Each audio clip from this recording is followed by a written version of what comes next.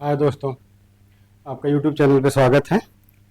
आपका जो मैं सीरीज लेके चल रहा था किसका, भारतीय संविधान का। ठीक, भारतीय संविधान के जो सीरीज लेके चल रहा था उसी के सीरीज में आपका आज का क्या है, तो आगे का चैप्टर है। आगे का चैप्टर है भारत की प्रस्तावना और उद्देशिका। क्या है, भारत की प्रस्तावना और उद्देशिका। उसी के जितने भी क्वेश्चन आपके इसमें बने हैं, बनेंगे ऑब्जेक्टिव टाइप के क्वेश्चन जितने भी पूछे गए हैं अब तक के एग्जामों में, वही सब आपसे मैं उसी का प्रैक्टिस करवा रहा हूँ आपसे। उसी 19 को मैंने इसमें मेंशन भी किया है। ठीक, और आज की जो क्लास है ये आपके लिए बहुत ही इंपॉर्टेंट है कि भारत की प्रस्तावना और उद्देशिका का जितने भी ऑब्जेक्टिव क्वेश्चन बन सकते हैं किसी भी एग्जाम के लिए, वो मैं आपको अपने इस चैनल के माध्यम से आज उसको पूरा करवा दे रहा हूँ। ठीक, ऐसे ही एक एक चैप्टर लगातार रोज संविधान का कुछ ना कुछ मैं आप लोगों का पूरा करवाते चल रहा हूँ, इसको ध्यान रखिएगा। ठीक है, चलिए आगे देखिए। अब आज का पहला क्वेश्चन क्या है, आज का अपना पहला क्वेश्चन क्या है, भारत के संविधान की प्रस्तावना में कितने प्रकार के न्याय, स्वतंत्रता, समानता तथा भ्रातृत्व का उसी क्रम में उल्लेख किया गया है। ठीक, अब ये देखिए पूछ रहा है, क्या ये पूछ रहा है कि भारत की प्रस्तावना के बारे में पूछ रहा है। ठीक,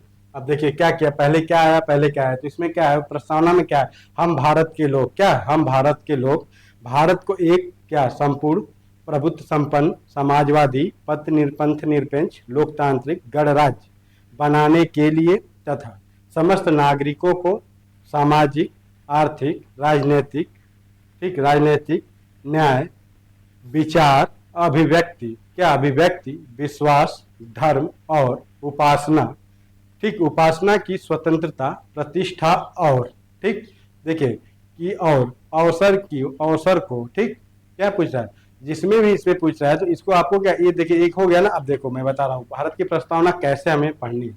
हम भारत के लोग भारत को, क्या भारत को एक संपूर्ण, क्या संपूर्ण प्रभुत्व संपन्न समाजवादी पंथ निरपेक्ष लोकतांत्रिक गणराज्य बनाने के लिए तथा इसके समस्त नागरिकों को सामाजिक, आर्थिक और राजनैतिक न्याय, विचार, अभिव्यक्ति, विश्वास, धर्म और उपासना की, क्या उपासना की स्वतंत्रता, ठीक, प्रतिष्ठा और अवसर की, क्या अवसर की समता समता प्राप्त कराने के लिए, ठीक, प्राप्त कराने के लिए तथा उन सब में व्यक्ति की गरिमा और राष्ट्र की एकता तथा अखंडता, क्या सुनिश्चित करने वाली बंधुता बढ़ाने के लिए दृढ़ संकल्पित होकर अपनी इस संविधान सभा में आज दिनांक 26 नवंबर 1949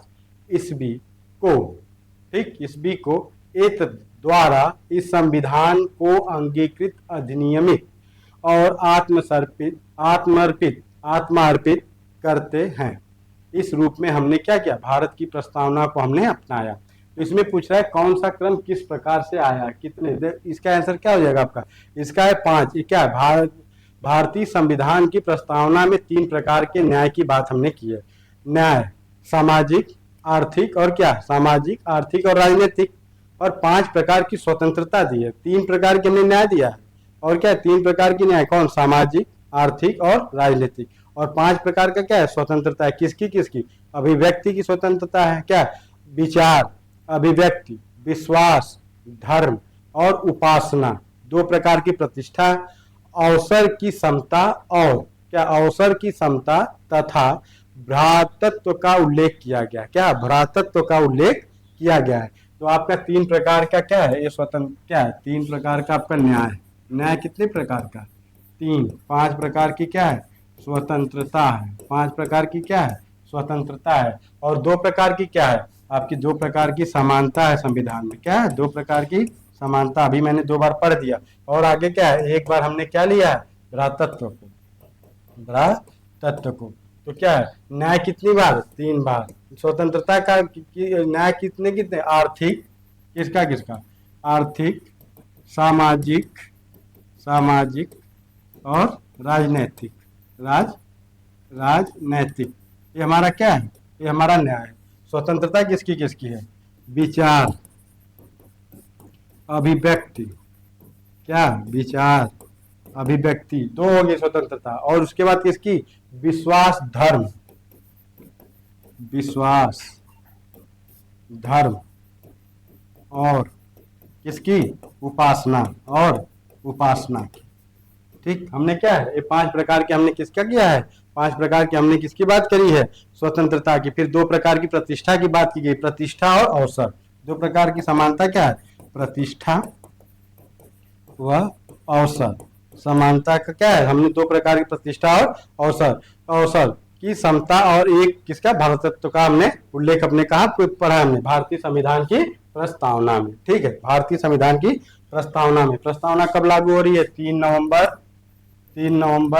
1949 ईस्वी को। कब हो रही है, 3 नवंबर 1949 ईस्वी को। भारत की प्रस्तावना या उद्देशिका को समझ लेना भारतीय संविधान को पूरी तरह से समझ लेना के बराबर है। आप इसको ध्यान से रखिए। ठीक, इसका आंसर क्या हो गया, इसका आंसर ए हो गया। ठीक, अगला क्वेश्चन देखो। संविधान की उद्देशिका के संबंध में निम्नलिखित कथनों पर विचार करिए और दिए गए कट जो कूट है एक क्या कूट की सहायता से बताइए कि इनमें से कौन सही है। हमें सही का जिक्र करना। पंडित नेहरू द्वारा प्रस्तुत ऑब्जेक्टिव प्रस्ताव अंतर्गत उद्देशिका बना। ठीक, इसकी प्रकृति न्याय योग्य जस्टिफिएबल नहीं है। अच्छा ठीक है, नहीं देखते हैं। इसका संशोधन नहीं किया जा सकता। संविधान के विशिष्ट प्रावधानों को यह रद्द ओवररेट नहीं कर सकता। अब देखिए इसका आंसर क्या होगा, इसका आंसर आपका जो होगा वो आपका क्या होगा, नंबर 1 सही है। ठीक, क्या नंबर 1 सही है। नंबर दूसरा क्या है, इसकी प्रकृति न्याय योग्य नहीं है, ये भी सही है। इसको संशोधन नहीं किया जा सकता, नहीं मेरे भाई इसमें संशोधन किया जा सकता है, इसको ध्यान रखिएगा, ये आपका गलत है। नंबर 4 क्या कह रहा है आपको, संविधान के विशिष्ट प्रावधानों को यह रद्द नहीं कर सकता। किसी भी प्रावधान की प्रस्तावना रद्द नहीं करती, इसको ध्यान रखिएगा। आपका ये भी सही है, तो आपका विकल्प क्या बचता है, बी 1, 2 और 4 बचता है, 1 और 2 और 4 बचता है। ठीक, इसको आप हमेशा रखिएगा, इसको आप हमेशा ध्यान रखिएगा। ठीक, चलो आगे देखो। संविधान की प्रस्तावना का विधिक स्वरूप क्या है। विधिक स्वरूप क्या है, इसका विधिक स्वरूप क्या है पता है आपको, विधिक स्वरूप क्या है इसको आपको बताना पड़ेगा कि विधिक स्वरूप है। इस पहले पता, हाँ एक क्वेश्चन एक ध्यान रखिएगा, मैं भूल गया बताना।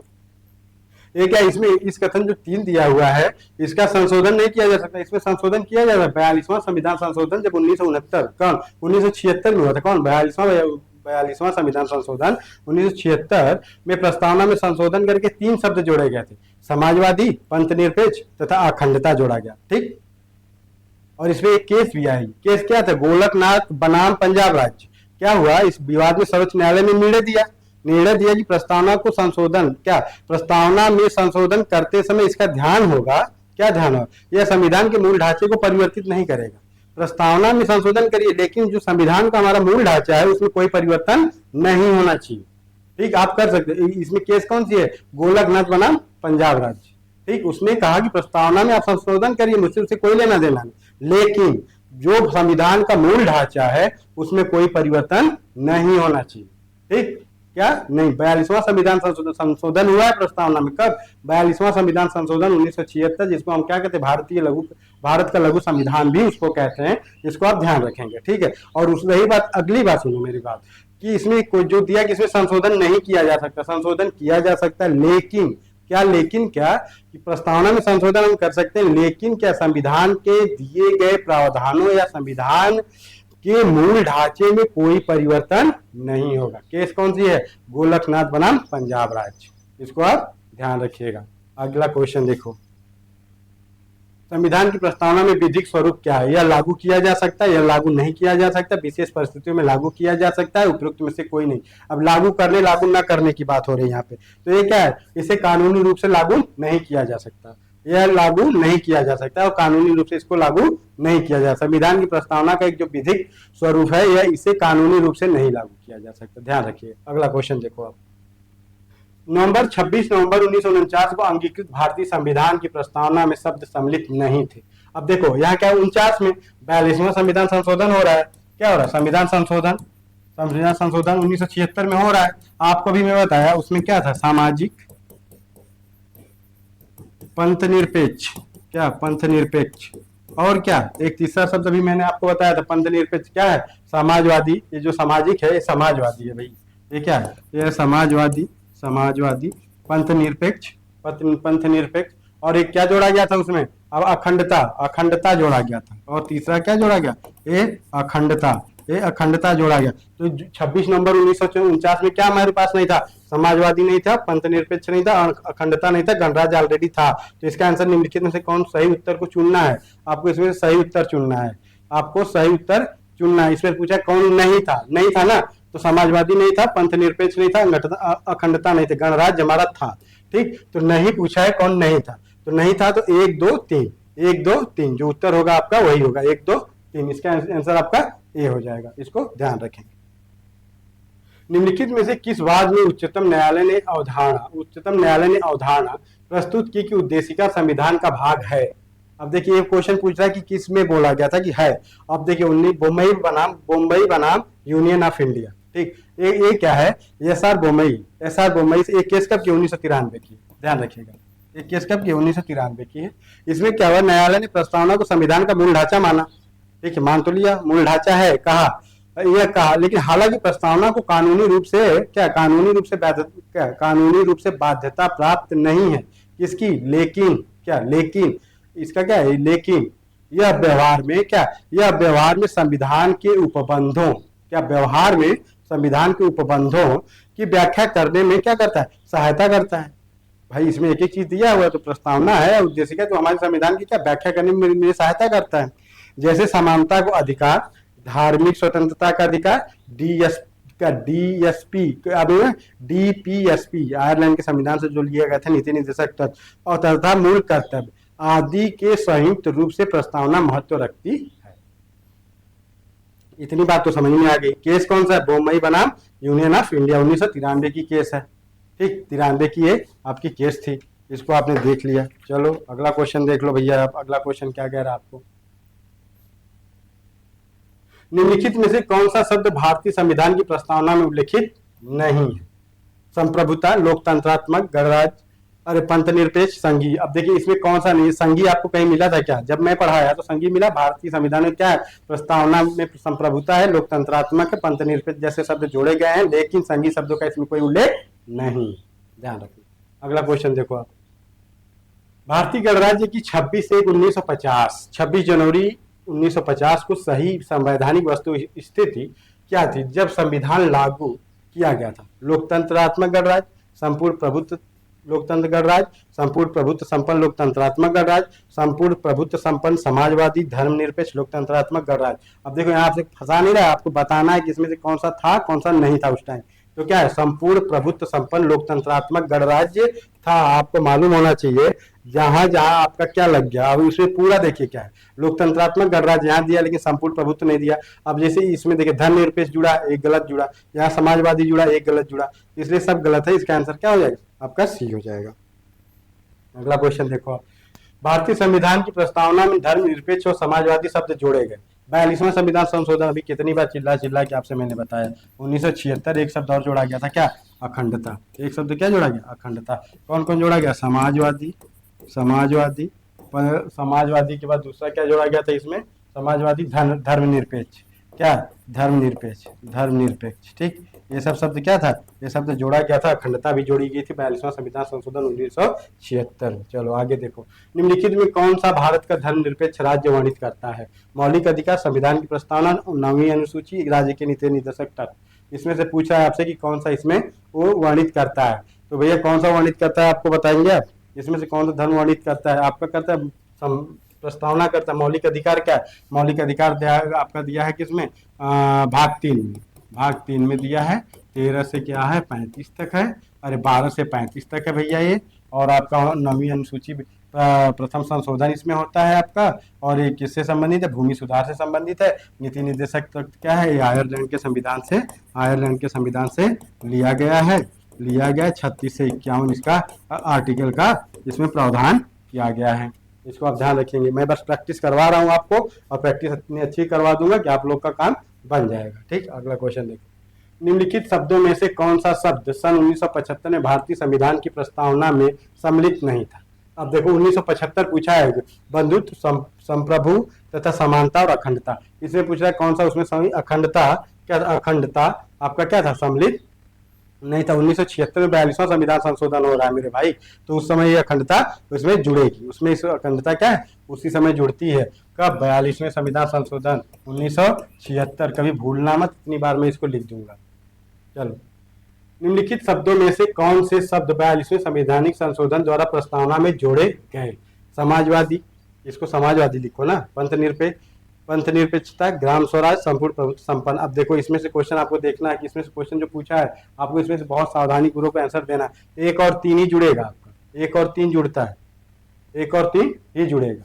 कब जोड़ा गया? 23वें संविधान, कब? 42वें संविधान संशोधन द्वारा। कौन सा? 1 एवं 3, 1 और 3। ठीक, क्या है? 42वें संविधान संशोधन अधिनियम के द्वारा प्रस्तावना में समाजवादी, पंथ निरपेक्ष तथा अखंडता जोड़े गए थे। ठीक है, अखंडता जोड़ा गया था। ठीक है, अखंडता जोड़ा गया था। देखिए एक ग्राम, इसको मत समझिएगा 3, ये 2 है, 3 यहाँ है, बस यही याद रखिएगा, 1 और 3। भारतीय संविधान की प्रस्तावना में पंथ निरपेक्ष शब्द जोड़ा गया। फिर वही बात, कब जोड़ा गया था? एक ही क्वेश्चन बार बार मैं रिपीट कर रहा हूँ क्योंकि क्वेश्चन पूछे गए थे, इसलिए मुझे बताना पड़ा। 42वां संविधान संशोधन, 42वां संविधान संशोधन। आगे देखो, भारत के संदर्भ में निम्नलिखित में से कौन सा धर्मनिरपेक्ष शब्द का सद्भाव व्यक्त करता है? भारत में अनेक धर्म है, भारतीयों को धार्मिक स्वतंत्रता प्राप्त है, धर्मानुपालन व्यक्ति की इच्छा पर निर्भर है, भारत में राज्यों का कोई धर्म नहीं है। इसमें क्या है? भारत में राज्यों का कोई धर्म नहीं होगा, भारत सभी धर्मों को एक बराबर देखेगा। हालांकि अभी जो भी स्थिति है आप समझे, लेकिन अभी क्या है? भारत के संदर्भ में भारत में राज्य का कोई भी धर्म नहीं, भारत में धर्मनिरपेक्ष शब्द का सही भाव व्यक्त करता है। मैं राज्य किसी भी धर्म को बढ़ावा नहीं देगा, समान रूप से सबको बढ़ावा देगा। भारतीय संविधान का कौन सा भाग संविधान की आत्मा, यहाँ आ लिखा है, यहाँ आत्मा आप लिखिएगा, यहाँ छूट गया क्या? आत्मा कहा जाता है। आत्मा, किसको आत्मा कहा जाता है? क्वेश्चन आपसे यहाँ पे पूछा, भारतीय संविधान में किसको आत्मा कहा जाता है? किसको कहा जाता है भैया? उद्देशिका को। किसको कहा जाता है? उद्देशिका को। ठीक, उद्देशिका को। ठीक है, अगला क्वेश्चन देखो, किस बात के फैसले में सर्वोच्च न्यायालय ने सर्वप्रथम घोषित किया कि उद्देशिका संविधान का हिस्सा नहीं है? मेरे भैया आप लोग, एक क्वेश्चन और आ गया, किसके में? बेरूवारी केस कब थी? 1960। कब की है ये? 1960। बेरूवारी बना भारत सरकार। इसमें क्या माना कि उद्देशिका क्या है? संविधान, जो क्या है? उद्देशिका संविधान के निर्माताओं के विचार की कुंजी है। ठीक है, हालांकि इसे संविधान का भाग नहीं माना गया। कब नहीं माना गया? 1960 में, 1960 के बेरूवारी वाद में। चलो अगला क्वेश्चन देखते। भारत के संविधान की उद्देशिका में कितने प्रकार की न्याय की व्याख्या की गई? अभी मैंने पहले ही बताया था आपको, न्याय की व्याख्या कितने प्रकार की भारत में के इसमें की गई है, ध्यान रखिएगा, इसको आपको बताना पड़ेगा। कितनी थी? 3 न्याय थे। कितने थे? 3 न्याय। इसका आंसर बी हो जाएगा। कौन कौन से न्याय की व्यवस्था आपने किया? सामाजिक, क्या है? सामाजिक, आर्थिक और राजनैतिक। किसकी? राजनैतिक। ठीक है, ये 3 न्याय थे आपके, ये 3 न्याय थे। ठीक, ये 3 न्याय थे। 5 प्रकार की क्या स्वतंत्रता थी। ठीक, चलो आगे देखो, भारत के संविधान के आमुख का लक्ष्य उसके सभी नागरिकों के लिए सुनिश्चित करना है। क्या? सामाजिक तथा आर्थिक न्याय, विचार तथा अभिव्यक्ति की स्वतंत्रता, अवसर की समानता, व्यक्ति की प्रतिष्ठा। ठीक, इसमें से पूछ रहा है कौन सा है जो सही है, तो इसमें से आपको क्या है? आंख बंद करो और सही सबको मान लो। ठीक, भारत के संविधान के कई लक्ष्य हैं, उनके सभी नागरिकों के लिए सुनिश्चित करते हैं। ठीक, भारत के संविधान के जितने भी लक्ष्य हैं सभी नागरिकों के लिए सुनिश्चित करते हैं। तो कौन कौन से हैं उसको देखो, सामाजिक तथा आर्थिक है, विचार और व्यक्ति की स्वतंत्रता है, अवसर की समानता है, व्यक्ति की प्रतिष्ठा है। ये सब क्या है? ये सभी है। आगे देखो, निम्नलिखित में से कौन भारतीय संविधान की प्रस्तावना में उल्लेखित नहीं है? सामाजिक न्याय, आर्थिक न्याय, राजनीतिक न्याय, धार्मिक न्याय। क्या है? धार्मिक न्याय उल्लेखित नहीं है। कहीं अभी आपने धार्मिक न्याय पढ़ी क्या? नहीं पढ़ी, इसलिए धार्मिक न्याय का उल्लेख उसमें नहीं। मुझे घड़ी पे मेरा बार बार ध्यान इसलिए जाना है कि 7 बज रहा है, थोड़ा काम।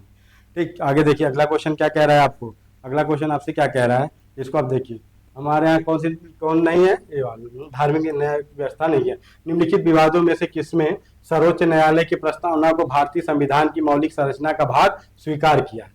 बेरूबारी, AK गोपालन, PV पर्स विवाद और केशवानंद भारती। अब देखिए यहाँ पे फिर से कोई केस आ गई। केस क्या? केशवानंद भारती का नाम। ये कब हुआ है? ये केस कब? 1973 की है। कब की है? 1973 की। इसमें क्या कहा भैया?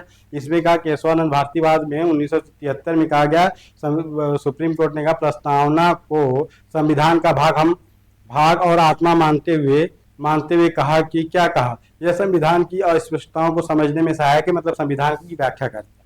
एक एक शब्द इसमें दिया है जो संविधान की व्याख्या करता है। ठीक,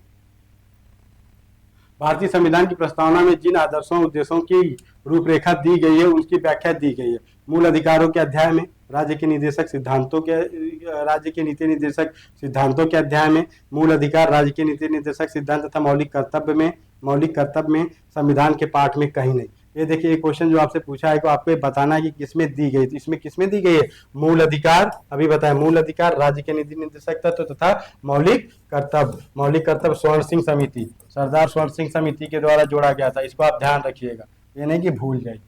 निम्नलिखित में से कौन सा एक भारतीय संविधान के उद्देश्यों को प्रतिबिंबित करता है? मौलिक अधिकार, संविधान की प्रस्तावना, राज्य के नीति निर्देशक तत्व तथा भारत संसद, भारतीय राज्य व्यवस्था का प्रश्न संग्रह। आपको पता होना चाहिए, इसका आंसर आपको यही मिल गया होगा। इसके क्या? भारत की प्रस्तावना। क्या है? भारत की संविधान की प्रस्तावना, संविधान की प्रस्तावना। अगला क्वेश्चन देखो आप। भारतीय संविधान की प्रस्तावना में इसके सभी नागरिकों को कौन सा न्याय प्रदान करने की व्यवस्था की गई है? सामाजिक, धार्मिक, राजनीतिक, सामाजिक, आर्थिक, सांस्कृतिक, सामाजिक, राजनीतिक, सांस्कृतिक, सामाजिक, आर्थिक और राजनीतिक, यही न्याय प्राप्त है तीनों। ये ध्यान रखिएगा, क्या यही तीनों न्याय प्राप्त है। ठीक, अगला क्वेश्चन देखो आप। मैं क्वेश्चन इसलिए तेज करा रहा हूँ कि सारी चीजें मैं बता दिया हूँ। अगर कहीं कंफ्यूजन होगा या कुछ होगा तो उसको मैं पूरी की तरह से फिर से आपको व्याख्या कर दूंगा। लेकिन अब तो क्वेश्चन आपको सीधे सीधे समझ में आ रहा है कि कैसे क्या क्या इसमें हुआ है। संविधान में दिया गया है अमुक, क्या दिया गया? संविधान में दिया गया अमुक, ठीक, चलो, न्यायालय में लागू नहीं होता, महत्वपूर्ण है, उसकी उपयोगिता है, शासन करने के उद्देश्यों को उल्लेखित करता है, संविधान के कानूनी अर्थ निर्णय में सहायक करता है। अब सहायता करता है, ठीक है। अभी इसमें से पूछा है कौन सा आपका सही होगा, कौन सा सही नहीं होगा, तो उसको आपको बताना पड़ेगा। इसमें से कौन सा सही है, कौन सा सही नहीं है। चलो ठीक है। इसमें क्या है? इसमें आपका जो है, इसमें आपका जो सही होगा क्या? 1 2 3 4 सब सही, सब सही है। ठीक, आगे देखो। भारतीय संविधान की प्रस्तावना के सिलसिले में निम्नलिखित में कौन सा क्रम सही है? प्रस्तावना में, अब देखो फिर से वही क्वेश्चन पूछ दिया, कौन सा क्रम इसमें सही है? इसमें कौन सा क्रम सही है? एक पूछा है कौन सा क्रम सही है। ठीक, तो इसका आंसर क्या हो जाएगा? सिर्फ सार्वभौम, सत्ता संपन्न, समाजवादी, धर्मनिरपेक्ष, लोकतांत्रिक, गणराज्य। इसका क्या है? यही है। इसको आप हमेशा याद रखिएगा। 2-4 बार पढ़ लेंगे प्रस्तावना तो आपको प्रस्तावना भूलेगा नहीं, आप प्रस्तावना को पूरा का पूरा हल कर लेंगे। आगे देखो। भारतीय संविधान की प्रस्तावना में भारत के को किस रूप में घोषित किया गया? क्या? एक सार्वभौम प्रजातांत्रिक गणराज्य, एक समाजवादी प्रजातांत्रिक गणतंत्र, एक सार्वभौम समाजवादी धर्मनिरपेक्ष प्रजातांत्रिक गणराज्य, इनमें से कोई नहीं। इसमें पूछा हुआ इनमें से कोई नहीं, तो क्या है? एक सार्वभौम समाजवादी धर्मनिरपेक्ष प्रजातांत्रिक गणराज्य, यही है। अगला देखो। निम्न शब्दों पर विचार करें। क्या विचार करना है हमको? ये देखो, समाजवादी, प्रजातांत्रिक, सार्वभौम, धर्मनिरपेक्ष। इसमें एक क्वेश्चन पूछा हुआ कि इसमें हमको विचार करना है। क्या इसको विचार करना है? तो प्रस्तावना में इसको हमें क्रमबद्ध बताना है ना। एक क्रमबद्ध बताना है, कब कौन सा? पहले भैया सार्वभौम, सी आएगा। फिर सार्वभौम के बाद क्या आएगा? समाजवादी, सी और ए मिल गया। फिर क्या है? धर्मनिरपेक्ष। फिर क्या है? प्रजातांत्रिक। हमारा आंसर इसका क्या हो जाएगा? इसका आंसर ए हो जाएगा। सार्वभौम, फिर समाजवादी, फिर धर्मनिरपेक्ष, फिर क्या है? प्रजातांत्रिक। ठीक, इसको मत भूलना क्रम। आगे देखो। भारतीय संविधान की प्रस्तावना में समाजवादी शब्द किस संशोधन के तहत जोड़ा गया? फिर वही क्वेश्चन। तो मैं क्वेश्चन इसलिए रिपीट किया हूँ कि आपको हमेशा के लिए याद रहे। ठीक, आगे देखो। भारत में लौकिक सार्वभौमिकता है क्योंकि संविधान की प्रस्तावना आरंभ होती है जनता के जनतंत्र शब्दों से, जनता के लोकतंत्र शब्दों से, हम भारत के लोक शब्दों से। किससे शुरू होती है? हम भारत के लोक शब्दों से। किससे शुरू होती है? हम भारत के लोग, सभी का। निम्नलिखित में से कौन सा 42वां संविधान संशोधन के माध्यम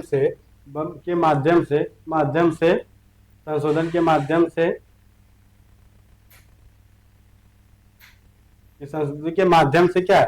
से प्रस्तावना में जोड़ा गया था। कब? 42वें। संप्रभुत्व, व्यक्ति की गरिमा, समाजवाद, पंथ निरपेक्ष, यही समाजवादी और पंथ निरपेक्ष जोड़ा गया था, यही इसमें जोड़ा गया था। ठीक, 1976। चलो अगला क्वेश्चन देख लो। हम भारत के लोग, we the people of India शब्दों का प्रयोग भारतीय संविधान में कहाँ किया गया? कहाँ किया गया है? संविधान की प्रस्तावना में। किसमें किया गया? प्रस्तावना में। आगे देखो। संविधान को एक पवित्र दस्तावेज किसने कहा? किसने कहा भैया संविधान एक पवित्र दस्तावेज है? कौन कह सकता है? B.R. अम्बेडकर। कौन कहता है? डॉक्टर भीमराव अम्बेडकर ने कहा था। डॉक्टर भीमराव अम्बेडकर। निम्नलिखित में से कौन सा शब्द भारत के संविधान की उद्देशिका में नहीं है? समाजवादी है, पंथ निरपेक्ष है, संप्रभुत्ता है, लोक कल्याण है, क्या लोक कल्याण की बात कहाँ करते हैं हम डीपीएसपी में करते हैं, यानी राज्य के नीति निर्देशक तत्व में करते हैं। इसका निर्माण, इसका हम लोग कहाँ करते हैं, इसका उल्लेख कहाँ करते हैं, राज्य के नीति निर्देशक तत्व में करते हैं। संविधान की प्रस्तावना के बारे में कौन सा कथन सही है? अब देखो प्रस्तावना के बारे में फिर से क्वेश्चन कौन सा सही वही पूछ रहा है। समाजवादी धर्मनिरपेक्ष शब्द 1950 में लागू संविधान का अंग नहीं था। कब था भैया? 42वां संविधान संशोधन होता है, 42वां संविधान क्या संविधान संशोधन, 42वां संविधान संशोधन कब? 1976, उसी में था, ठीक, उसी में था।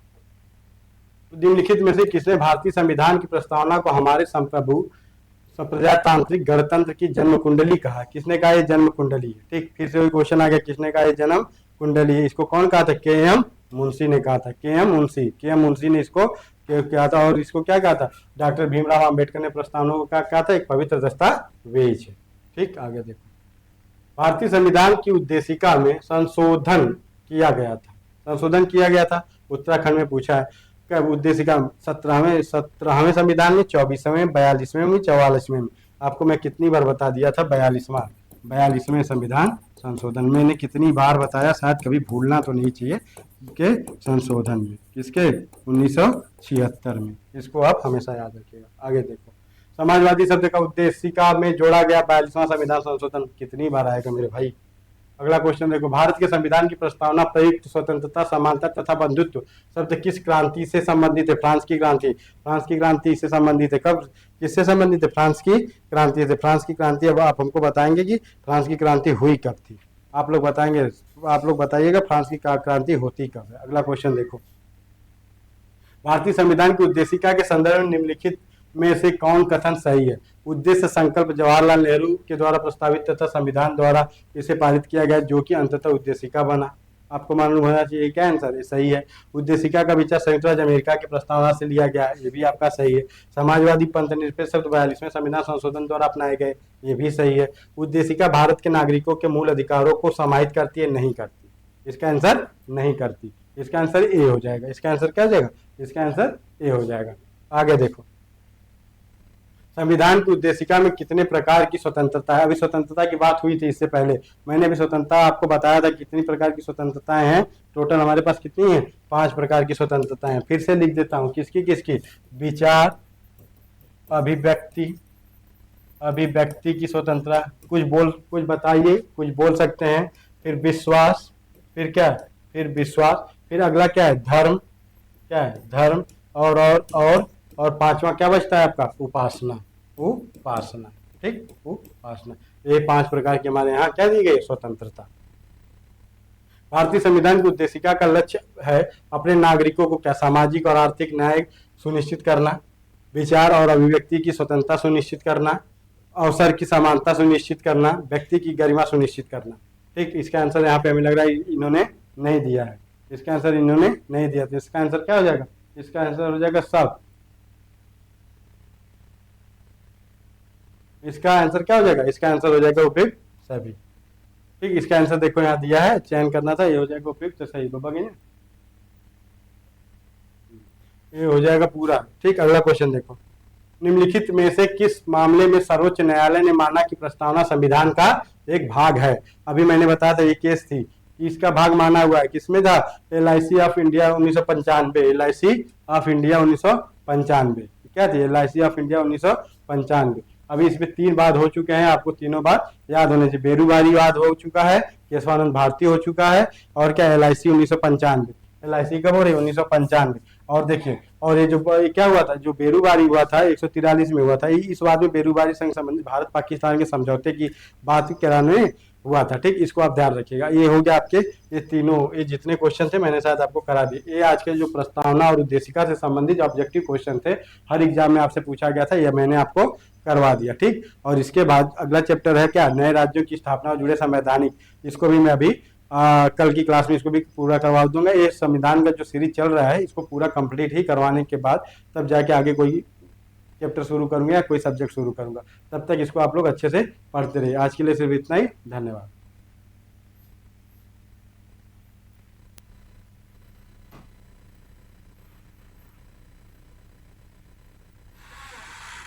जल्दी जल्दी पढ़ाए कि बब्बू के जाए क्या?